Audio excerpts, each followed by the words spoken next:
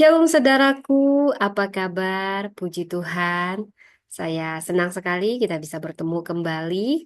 Dan saat ini kita akan mendengarkan firman Tuhan. Karena besok tepatnya ya saudara, tanggal 8 Juni kita akan merayakan Hari Pentakosta, turunnya Roh Kudus. Baik saudara, judul firman Tuhan hari ini adalah Pentakosta, titik awal gereja yang hidup. Saudara, sebelum kita mendengarkan firman Tuhan, mari kita rendahkan hati kita dan kita bersatu di dalam doa. Bapa Surgawi, terima kasih untuk sore hari ini buat semua berkat dan anugerah-Mu. Kami ada sampai saat ini semua karena kasih karunia-Mu. Saat ini hamba-Mu ini dengan kerendahan hati memohon karunia hikmat, pengetahuan, kepasihan dalam memberitakan firman Allah. Roh Kudus bimbing hamba membawakan firman-Mu, hanya memberitakan firman-Mu, sembunyikan hamba di balik kuasa salib-Mu, penuhi hamba dengan hikmat, wibawa, otoritas ilahi, dan hanya nama Tuhan yang ditinggikan.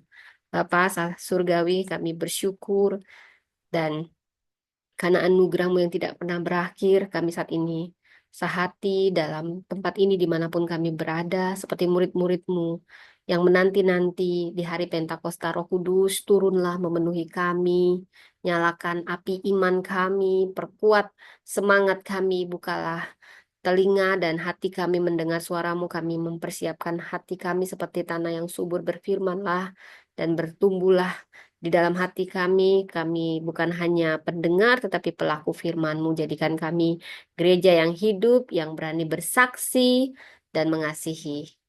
Dan setiap penghalang apapun itu yang menghalangi pemberitaan firman Allah di tempat ini dimanapun dihancurkan dengan kuasa darah Kristus. Tutup bungkus kami semua, keluarga kami ditutup bungkus dengan darah Kristus, terutama hamba-Mu yang menyampaikan kebenaran firman-Mu ini.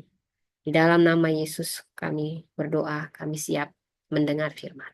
Amin, amin. Saudara, ketika para murid berkumpul dalam satu hati, satu tempat, langit tidak diam. Roh Kudus turun. Bukan sebagai simbol, tetapi ini kekuatan nyata. Hari itu bukan akhir dari penantian, tetapi justru awal dari perjalanan. Inilah Pentakosta. Bukan sekedar hari raya ini, melainkan hari lahirnya gereja yang bernyawa. Pentakosta dirayakan 50 hari setelah hari raya Paskah, yang pada tahun ini, tepatnya nanti, saudara, yang kemarin 20 April, saudara. Jadi hari Pentakosta 8 Juni. Perayaan Pentakosta punya makna penting dalam kehidupan rohani umat Kristiani karena memperingati em, pemenuhan janji Yesus tentang kedatangan Roh Kudus yang membimbing, menguatkan para murid dalam menyebarkan Injil ke seluruh dunia. Saudara, saya memberi judul firman Tuhan hari ini, Pentakosta, titik awal gereja yang hidup. Saya mulai dengan satu pantun, saudara ya. Ini pantun dari Roh Kudus, saudara. Pergi ke ladang membawa benih, menabur dengan doa dan iman. Hari Pentakosta pun tiba bersih. Roh Kudus turun, muncullah terang. Turun hujan di pagi hari. Bunga-bunga pun berseri-seri. Gereja hidup dimulai dari hati yang taat dan hati yang berani. Haleluya, haleluya. Saudara, kita akan membaca dari Kisah Rasul 2 ayat 1 sampai 13. Saudara, bayangkan suasana mencekam di ruang atas Yerusalem. Sekelompok murid yang dulunya tercerai-berai kini berkumpul diam-diam. Mereka bukanlah tokoh besar. Mereka hanya nelayan, pemungut cukai, orang biasa. Dan mereka pernah kehilangan gurunya di kayu salib, dikejutkan dengan kebangkitannya. Lalu mereka menanti janji yang terdengar mustahil, kuasa dari tempat tinggi. Hari itu bukan sembarang hari. Itu adalah hari raya Pentakosta. 50 hari setelah Paskah. Ketika orang Yahudi merayakan pemberian Taurat di Gunung Sinai, kali ini bukan Taurat yang turun dari gunung, melainkan Roh Kudus yang turun dari surga. Disitulah sejarah berubah. Itulah titik awal gereja yang hidup. Saudara, mari kita baca dari Kisah Para Rasul, saudara. Kita buka dari Kisah Para Rasul 2 sama-sama, saudara. Aku percaya Alkitab adalah firman Allah yang menuntun hidupku, membuat hidupku diberkati, penuh mujizat, penuh anugerah, saudara ya. Baik, saya buka juga dari Bible ini ya, saudara ya.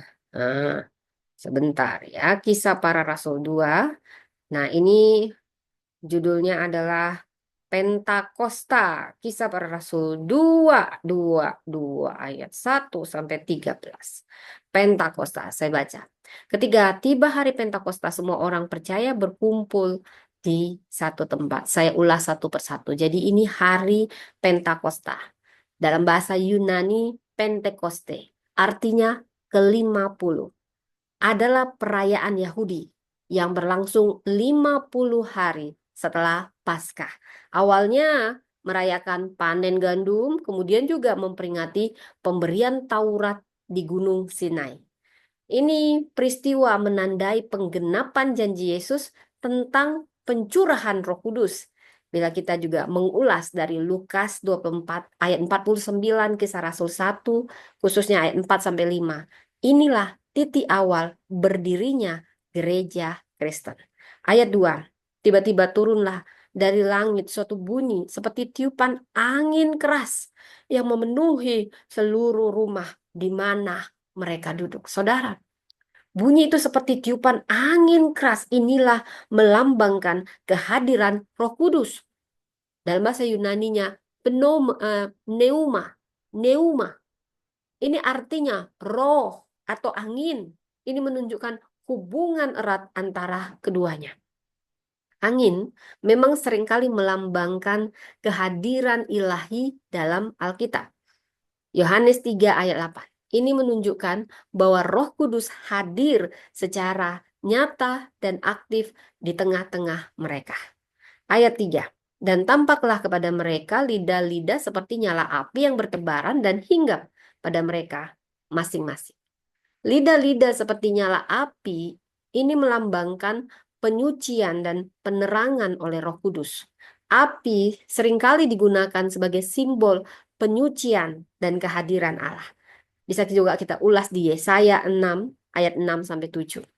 Jadi setiap orang yang menerima bagian dari Roh Kudus ini menunjukkan bahwa karunia Roh diberikan secara pribadi dan merata kepada semua orang percaya. Ayat 4, saudara. Maka penuhlah mereka dengan Roh Kudus. Lalu mereka mulai berkata-kata dalam bahasa-bahasa lain seperti yang diberikan oleh Roh itu kepada mereka untuk mengatakannya. Para murid dipenuhi Roh Kudus dan mulai berbicara dalam berbagai bahasa yang sebelumnya tidak mereka kuasai sebagai tanda kuasa ilahi. Ini penggenapan nubuat dalam Yoel 2 ayat 28 sampai 29 tentang pencurahan Roh Kudus atas semua manusia. Ini menunjukkan bahwa Injil ditujukan memang untuk semua bangsa dan bahasa. Ayat 5. Waktu itu di Yerusalem diam orang-orang Yahudi yang saleh dari segala bangsa di bawah kolong langit. Yerusalem dipenuhi oleh orang Yahudi dari berbagai daerah yang datang untuk merayakan Pentakosta. Kehadiran mereka inilah yang memungkinkan penyebaran Injil secara luas karena mereka akan membawa kabar ke tempat asal mereka kembali. Ayat 6. Ketika turun bunyi itu, berkerumunlah orang banyak. Mereka bingung karena mereka masing-masing mendengar rasul-rasul berkata-kata dalam bahasa mereka sendiri. Orang banyak terheran-heran karena mendengar para murid berbicara dalam bahasa mereka masing-masing. Ini menunjukkan bahwa pesan Injil melampaui batas bahasa dan budaya dan bahwa Roh Kudus memampukan komunikasi lintas budaya. Mereka semua tercengang-cengang dan heran lalu berkata, bukankah mereka semua yang berkata-kata itu orang Galilea? Saudara, Keterkejutan mereka ini disebabkan oleh, jadi bagaimana mungkin kita masing-masing mendengar mereka berkata-kata dalam bahasa kita sendiri, bahasa yang kita pakai di negeri asal kita. Jadi ada keterkejutan. Kenyataan bahwa para murid yang dikenal sebagai orang Galilea berbicara dalam bahasa asing. Artinya, Roh Kudus memberikan kemampuan supranatural untuk menyampaikan Injil ke semua orang tanpa hambatan bahasa. Dari ayat 9 sampai 11, kita orang Partia, Media, Elam, penduduk Mesopotamia, Yudea, Kapadokia, Pontus, dan Asia, Frigia, Pamfilia, Mesir, dan daerah-daerah Libya yang berdekatan dengan Kirene, pendatang-pendatang dari Roma, baik orang Yahudi maupun penganut agama Yahudi, orang Kreta, orang Arab, kita mendengar mereka berkata-kata dalam bahasa kita sendiri tentang perbuatan-perbuatan besar yang dilakukan Allah. Wow, ini luar biasa, saudara. Daftar ini mencakup berbagai wilayah Timur Tengah hingga Eropa. Ini menunjukkan luasnya penyebaran pesan Injil. Ini menegaskan bahwa Injil memang ditujukan untuk semua bangsa dan Roh Kudus mempersatukan umat manusia dalam penyembahan kepada Allah. Bila ayat 12 sampai 13, mereka semua tercengang-cengang dan sangat termangu-mangu sambil berkata seorang kepada yang lain, "Apakah artinya ini?" Tetapi orang lain menyindir, "Mereka sedang mabuk oleh anggur manis." Begitu saja. Reaksi orang banyak terbagi antara keheranan dan ejekan. Ini menunjukkan bahwa tidak semua orang paham dan bisa menerima karya Roh Kudus. Saudara, karya Roh Kudus memang dapat menimbulkan kontroversi dan bahwa respon terhadap Injil bisa beragam, mulai dari penerimaan hingga penolakan.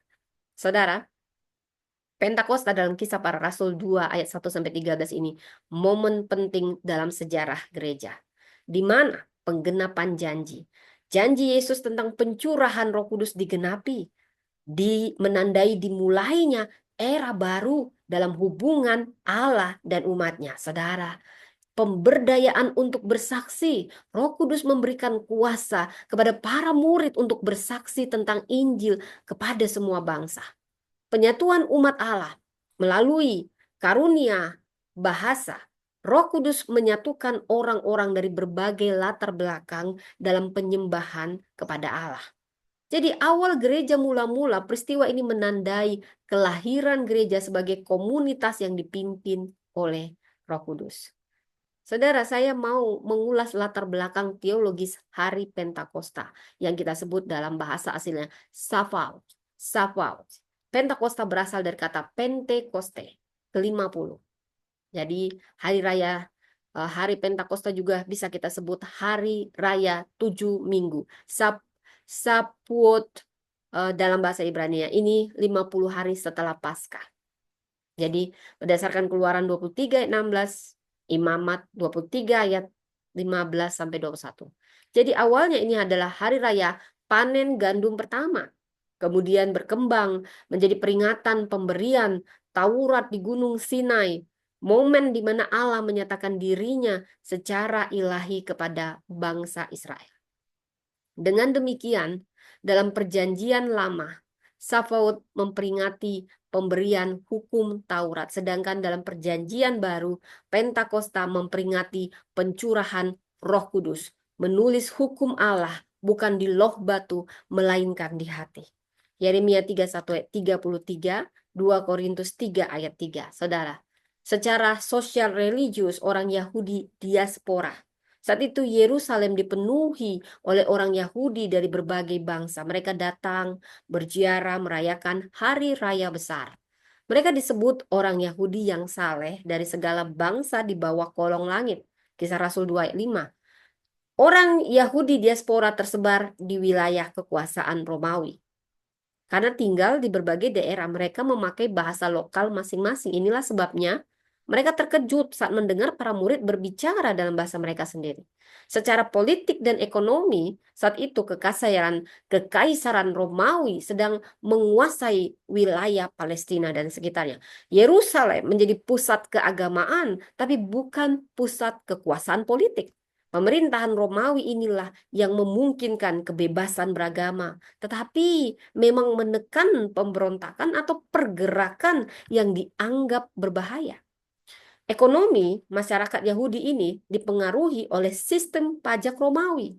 Banyak orang Yahudi hidup dalam keadaan sulit ya, tapi mereka tetap berusaha taat dalam ibadah dan perayaan keagamaan. Karena itulah pada perayaan besar seperti Pentakosta, banyak pendatang yang datang dari berbagai tempat dengan latar ekonomi berbeda. Misalnya pedagang, cendekiawan, hingga hanya seorang hamba. Saudara, janji Roh Kudus ini digenapi di momen ini. Bila kita mengulas kenaikan Yesus, Yesus berjanji kepada para murid bahwa mereka akan dipenuhi dengan kuasa dari tempat tinggi. Lukas 24 ayat 49 dan dibaptis dengan Roh Kudus. Kisah Rasul 1 ayat 5. Pencurahan Roh Kudus pada hari Pentakosta adalah penggenapan dari janji ini dan juga dari nubuat Nabi Yoel. Yoel 2 ayat 28 29. Dalam perjanjian lama, Roh Kudus hanya turun kepada orang-orang tertentu, nabi, raja, imam. Namun kini dalam perjanjian baru, Roh Kudus dicurahkan kepada semua orang tanpa ada batas usia, tanpa ada batas gender, status sosial.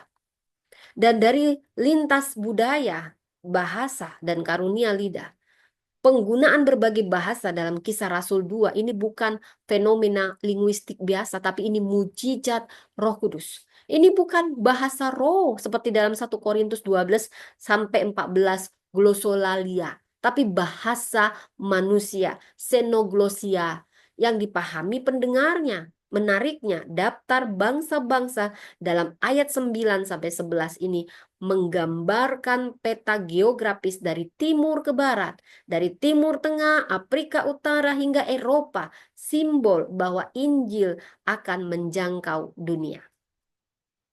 Jadi ada yang kontras dari Sinai dan Pentakosta. Jadi di Gunung Sinai di Keluaran 19, hukum ditulis di batu. Kalau di Pentakosta, di Kisah Rasul 2 khususnya hukum ditulis di hati saudara. Ini kalau di Gunung Sinai ada disertai gemuruh api ya suara. Di situ 3.000 orang mati saudara karena bebal saudara. Dan mereka sangat takut mendekati Allah. Tetapi di hari Pentakosta ini beda-beda. Beda banget. Bukan gemuruh api tapi angin dan lidah api dan suara. Dan apa yang terjadi? 3.000 orang bertobat. Kisah Rasul 2 ayat 41. Karena Allah datang mendekat melalui roh. Jadi dalam dimensi misi dan gereja global, Allah sedang mendirikan gereja universal bukan hanya untuk satu bangsa. Roh Kudus memampukan kita berbahasa lintas budaya, membuka jalan bagi penginjilan lintas bangsa dan bahasa. Misi global dimulai di Yerusalem. Gereja tidak lagi terpusat hanya pada bait suci. Ini melainkan pada komunitas orang percaya yang dipenuhi Roh Kudus. Saudara, simbolisme Pentakosta itu kenapa? Angin. Pneuma. Ini artinya kehadiran Roh Allah yang memberi hidup.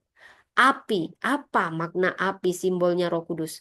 Ini artinya penyucian, penerangan, kuasa ilahi. Dan bahasa. Kenapa dikatakan sering oleh orang, kalau kau sudah terima Roh Kudus pasti kau berbahasa roh. Karena keberagaman sedang dipersatukan dalam Injil. Ada suara dari langit, ini menunjukkan otoritas ilahi, bukan rekayasa manusia. Dan ada lidah yang terpecah-pecah, karena memang karunia roh diberikan secara personal dan kolektif.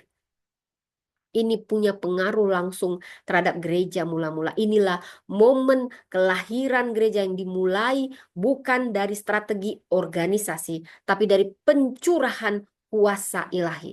Para murid yang tadinya takut jadi pemberani karena dipenuhi roh. Dan setelah peristiwa ini, Injil diberitakan secara terbuka dan massal hingga ke ujung bumi. Kisah Rasul 1 ayat 8.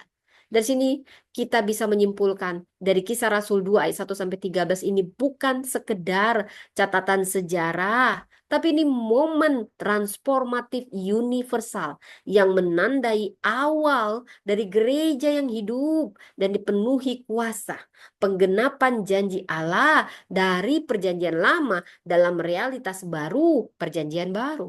Peralihan dari ritual ke relasi, dari hukum di batu ke hidup oleh roh. Gereja diberi kuasa bukan hanya untuk bertahan, tapi untuk menjangkau dunia. Ada 3 pesan dari Kisah Rasul 2 ayat 1 sampai 13 ini. Roh Kudus hadir. Yang pertama, Roh Kudus hadir untuk memperlengkapi, bukan hanya sekedar menghibur saudara. Dia mau memenuhi kita, maka penuhlah mereka dengan Roh Kudus. Ayat 4, saudara. Ini artinya kehadiran Roh Kudus bukan hanya untuk menenangkan atau menghibur hati, tetapi untuk memperlengkapi para murid menjadi saksi Kristus. Gereja itu hidup dimulai dari persekutuan yang taat dan bersatu. Jadi, Roh Kudus bukan hanya sumber penghiburan, tapi daya kuasa yang memperlengkapi orang biasa menjadi pelayan Tuhan yang luar biasa. Petrus, dia sebelumnya takut. Dia menyangkal Yesus 3 kali. Bila kita membaca dari Lukas 22 ayat 54 sampai 62.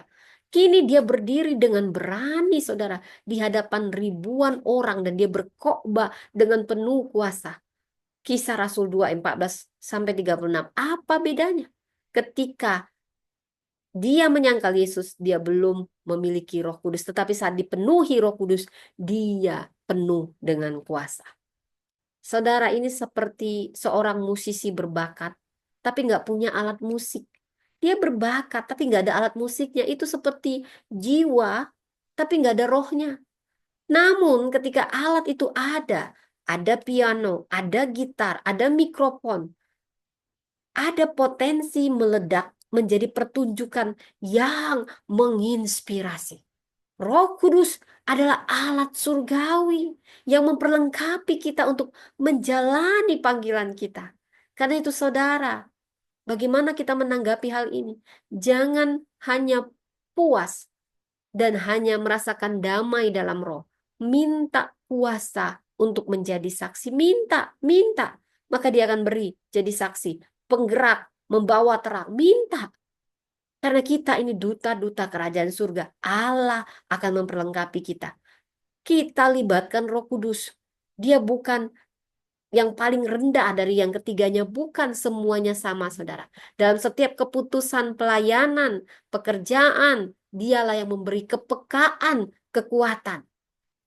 Roh Kudus bukan hanya memberi rasa damai, saudara. Dia memberi daya hantar untuk misi surgawi. Yang kedua, dari sini kita belajar, gereja hidup itu dimulai dari persekutuan yang taat dan bersatu, saudara. Ketika tiba hari Pentakosta, semua orang percaya berkumpul di satu tempat. Kisah Rasul 2 ayat 1, saudara. Pentakosta tidak akan terjadi jika para murid tidak menunggu bersama dalam kesatuan dan ketaatan. Inilah rahasia gereja yang hidup, bukan program saja, bukan, tapi persekutuan dalam doa, dalam iman. Saudara, bila kita membaca di Menara Babel, manusia disatukan oleh kesombongan, tetapi Tuhan membuyarkan mereka. Kejadian 11. Di Pentakosta, manusia disatukan oleh kerinduan akan janji Tuhan, dan Roh menyatukan mereka dalam kuasa dan misi. Saudara, saya bisa membayangkan tim orkestra. Setiap alatnya berbeda, tapi harus selaras dalam satu dalam partitur yang sama. Bila satu alat jalan sendiri, musik jadi kacau. Gereja hidup ketika jemaat bersatu mendengar konduktor surgawi, yaitu Roh Kudus. Karena itu, bagaimana kita menanggapi ini? Kita perlu menjadikan doa dan persekutuan itu pondasi utama gereja dan komunitas. Belajarlah hidup dalam kesatuan, bukan keseragaman. Tahukah Anda, keanekaragaman itu bukan penghalang, itu kekayaan. Ini kekuatan bila satu sama lain ada kerendahan hati dan saling melengkapi. Roh Kudus turun itu di tempat di mana ada kesatuan, di mana hati bersatu dalam ketaatan, bukan hanya tempat yang ramai dalam program, no. Jaga persatuan, bina persatuan. Dan yang ketiga, dari sini kita belajar karya Roh Kudus menembus batas bahasa, batas budaya dan bangsa. Kita masing-masing mendengar mereka berkata, dikatakan di Kisah Rasul 2 ayat 11, dalam bahasa kita sendiri tentang perbuatan besar yang dilakukan Allah. Saudara, Pentakosta membalik kutukan Babel. Tuhan menunjukkan bahwa Injil tidak eksklusif untuk satu bangsa. Roh Kudus memberdayakan kita untuk menjangkau dunia dengan bahasa yang dimengerti hati manusia. Yesus menyentuh hati perempuan Samaria di Yohanes 4. Bukan dengan hukum Taurat, tetapi dengan bahasa kasih dan pengertian pribadi. Ini yang dilakukan Roh Kudus, menjangkau dengan bahasa hati. Dalam dunia marketing, produk hebat bisa gagal jika tidak disampaikan dalam bahasa dan konteks pelanggan, disesuaikan dengan pelanggan. Begitu pula Injil kita, saudara. Kita harus berkontekstual dalam memberitakan Injil, dikomunikasikan secara kontekstual tanpa kehilangan inti kebenarannya. Bagaimana kita menanggapi ini? Izinkan Roh Kudus mengajar kita untuk mengkomunikasikan Injil secara relevan dan penuh kasih. Belajarlah memahami budaya, bahasa, bahasa hati, dan kebutuhan nyata orang-orang di sekitar kita, di rumah, di kantor, di komunitas. Roh Kudus itu tidak hanya memberi bahasa lidah, saudara, tapi juga bahasa kasih yang dimengerti seluruh dunia ini. Pentakosta itu bukan sekedar peristiwa sejarah, itu adalah pola kehidupan. Roh Kudus hadir. Ini bukan hanya untuk kita rasakan, saudara, tapi untuk kita hidupi. Api itu menyala. Itu bukan untuk disimpan, tapi untuk dibagikan, saudara. Dan percayalah, ketika gereja bersatu, ketika gereja taat dan terbuka terhadap kuasa Roh Kudus, percayalah, maka gereja tidak sekedar hidup, ia akan menyala, melangkah, dan mengubah dunia. Amin, amin, saudara. Demikian firman Tuhan. Baik, saudara, ini momen yang sangat sakral. Mari kita nyalakan api Roh Kudus. Saya percaya Tuhan sedang bekerja dan Dia menyalakan api Roh Kudusnya. Dan saya berdoa api itu tidak padam dalam hati kita. Terus membakar semangat kita melayani dan bersaksi. Membimbing setiap langkah kita. Agar gereja dibangun. Gereja hidup setia dalam kasih dan ketaatan pada Tuhan. Menjadi saksi terang di dunia ini. Mari kita berdoa. Terima kasih untuk firman-Mu ini. Kami mau menyala, iman kami mau tetap menyala. Kami mau bersaksi, Roh Kudus tuntun kami, Roh Kudus hibur kami, Roh Kudus beri kami kekuatan, keberanian untuk bersaksi dimanapun. Nyalakan api itu kembali, Tuhan, semangat kami yang berkobar-kobar. Kami mau bersaksi jadi terang dimanapun, di dalam nama Tuhan Yesus. Ini kami, utus kami, di dalam nama Yesus. Amin. Satu pantun, saudara. Api roh turun, jiwa menyala, menggerakkan umat untuk bersaksi. Jangan padamkan api yang mula-mula. Biarlah gereja terus bersinar berani. Bersatu hati dalam kasih, melangkah setia tak pernah surut. Pentakosta bukan hanya kisah bersih, tapi panggilan kita untuk hidup yang kudus dan berbuah lebat. Demikianlah saudara, sampai jumpa lagi. Tuhan memberkati.